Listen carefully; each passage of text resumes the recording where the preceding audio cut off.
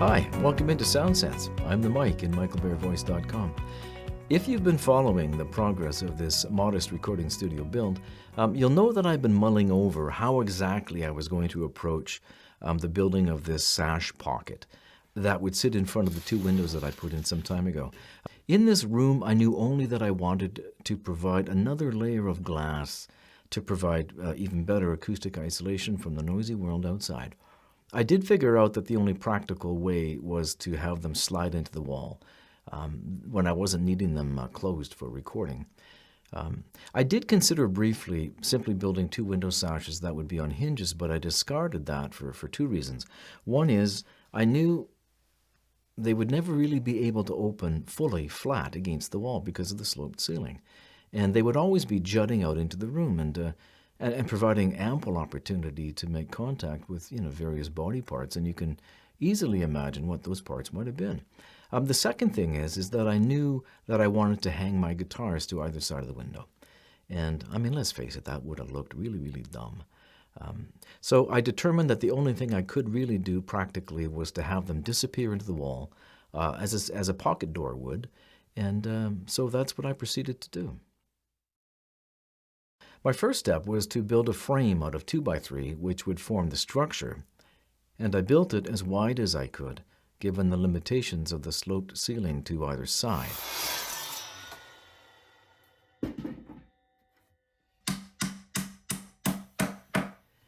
I stood the whole assembly off the outside wall by using wood spacers, which if I recall were 3/8 of an inch, so that I could decouple this pocket wall from the outside wall as much as possible. Now 3/8 of an inch isn't a huge decouple, but it's better than nothing. And I do have a limited space up here, so I figured that was going to suffice. So I've been doing some cutting and dry fitting on this window structure, and it's turning out to be a little simpler than I feared it might be. I don't know why I complicated it. At the end of the day, it seems fairly simple. You'll notice that the vinyl window, of course, has 3/4 inch channels all round, which are meant to take casing. That's how you would case the vinyl window. So in this case, I'm using some of that fur that I'm repurposing. I've cut that to 2 5/8. That forms the casing for the vinyl window, but that casing also is going to form the backside of the containment for the sash pocket, for the sash window that I'm building.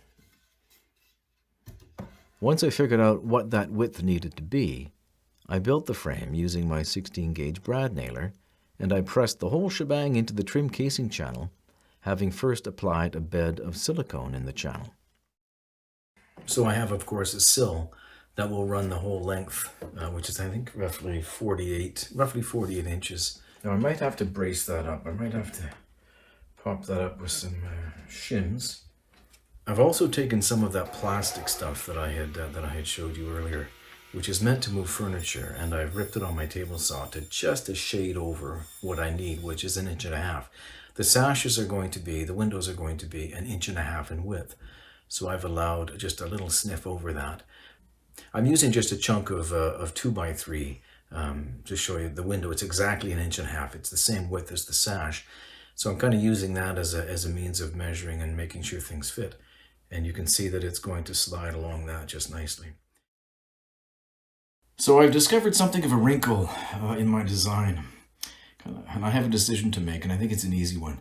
The challenge is I don't have enough width on this. The window sash that I need to build needs to be big enough to cover this space between the casings, because obviously I want that inside glass to seal the window for sound. 22.5, 22 3/4. When I slide that back into this space, it of course bumps up against this, which is what the original idea is. Unfortunately, 22 3/4 inches leaves me quite a ways out into my existing vinyl window. So when you're looking out the window, my new sash window that I'm building is not going to recess flush. It's going to be sticking out a little bit from its sash pocket. Here or here. Which isn't the end of the world, but aesthetically it's going to bug the hell out of me. And anybody who's lucky enough to look out the window up here. Oh, blessed visitors. So what I'm going to do, I think, is I'm going to take this stud right out. I don't need it. It's not structural. The important part is the guide track. The guide track on the top plate, and the bottom plate, which will have the plastic. So as long as my window can slide, and I'll have a stop along the wall. The window will quite naturally come along then. Removing this gives me 1.5 inches extra length or width for the window, and extra length for that window to slide. It'll naturally make contact on the underside of the slope here. I can also build a block on the bottom. I just have to extend the bed a little bit, perhaps not even. We're only talking about a matter of inches. So, bonus points. This is the point. This is why we build, generally speaking, with construction screws. I mentioned earlier that if you want to take something apart, you can. I've nailed in my studs here along this wall. I have no intention of taking that apart, but the whole wall itself is screwed into the floor. But nevertheless, I'm just going to back out these screws. I'll cut it down here at the joint, and then I'll have more room to work with. Well, today I again learned the lesson in humility, and I had just said that despite the fact that I had been using construction screws mostly so I could take stuff apart, I wasn't going to worry about this little wall here because I nailed that together. I wasn't going to need to take it apart. I mean, no sooner had I kind of said that than moments later I find that my framing's out by about 1/8 of an inch, which doesn't seem like much until you're talking about the level. So I had to take that one little stud out. I had to cut it out and drag out my Sawzall. I haven't had my Sawzall out in weeks. I resized it and I screwed it together. Yeah, smart guy. I think the lesson here is don't tempt fate. So when I figure out what the exact dimensions for the sash are and I build that, then I'll place that window in this space, in this opening, using the back edge of the casings to contain it.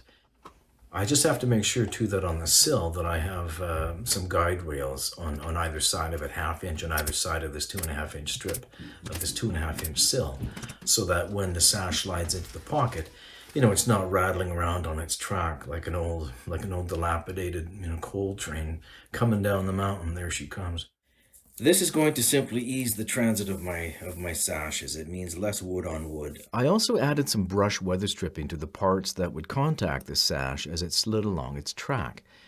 I laid it in a bed of silicone, and I used my handy dandy pneumatic stapler to fix it in place.